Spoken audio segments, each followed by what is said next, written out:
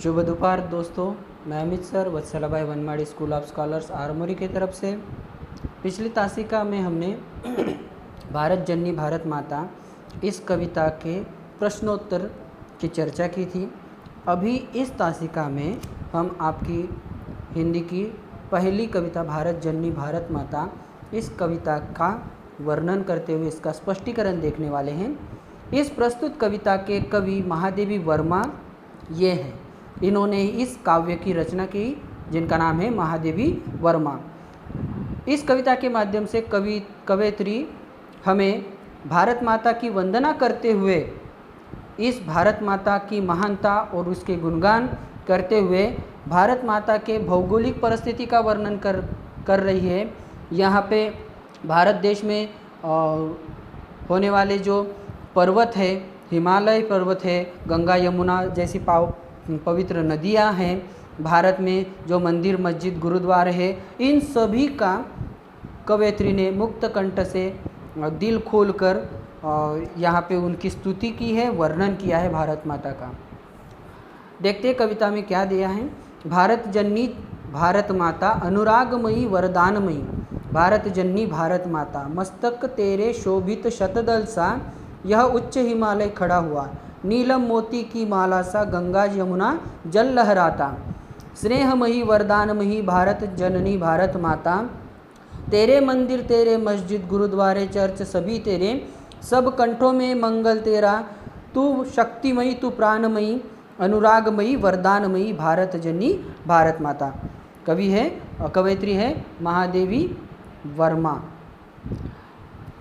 अत्यंत सीधे और सरल तरीके से उन्होंने भारत माता का वर्णन करते हुए कहा है कि हे भारत माता, तुम एक अनुरागमयी मतलब प्यार देने वाली, प्यार बांटने वाली, वरदानमयी आशीर्वाद रूपी वरदान देने वाली, तुम अब हमारी भारत जननी भारत माता हो। क्या हो?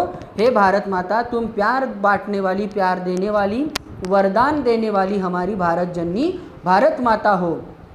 अभी भारत माता के भारत देश का अगर नक्शा हम देखेंगे तो उसका स्ट्रक्चर देखते हुए वो कहते हैं कि हे भारत माता, तुम्हारे जो मस्तिष्क पे शतदल यानी कमल है, तुम्हारा मस्तिष्क जो है वो कमल की भांति है, तुम्हारे माथे पर ये शुभ्र हिमालय खड़ा हुआ है।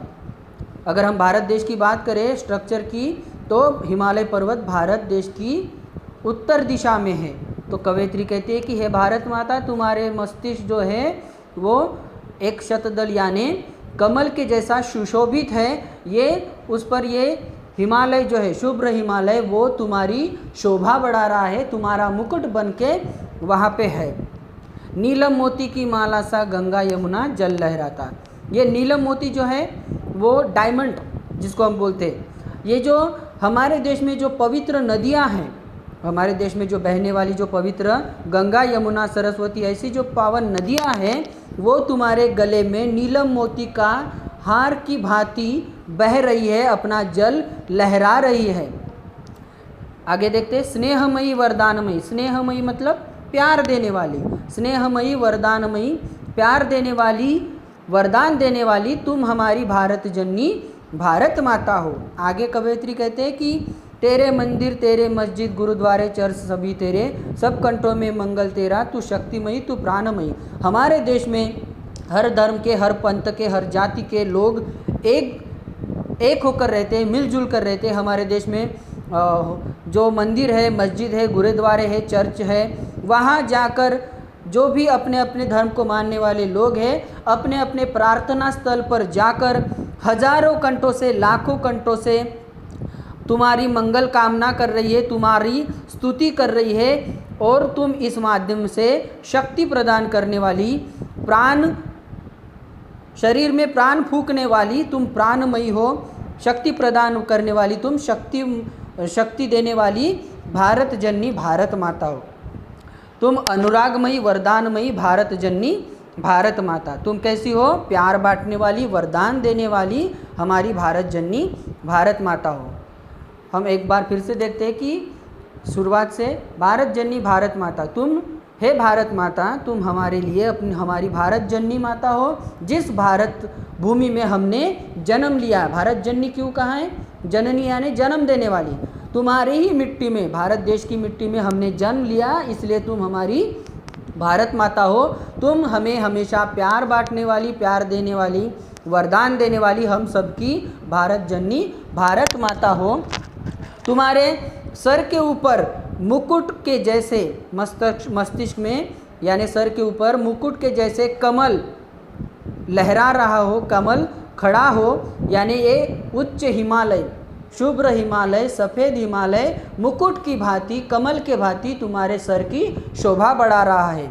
और हमारे देश में बहने वाली जो गंगा, यमुना, सरस्वती जो पावन नदियाँ हैं, वो नीलम मोती की हार की तरह अपना जल लहराते हुए तुम्हारे गले की शोभा बढ़ा रही है।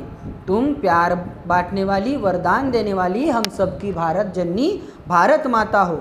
और कहते हैं कि हमारे देश में जितने भी मंदिर, मस्जिद, गुरुद्वारे और चर्च है, और वहाँ पे जाने वाले हर एक भारतीय हजारों और लाखों कंठों से तुम्हारी स्तुति कर रहे हैं कि तुम हम सब में शक्ति प्रदान करने वाली, हम सब के शरीर में प्राण फूंकने वाली, हम सबकी प्यार देने वाली, प्यार बांटने वाली, वरदान देने वाली हम सबकी प्यारी भारत जननी भारत माता हो।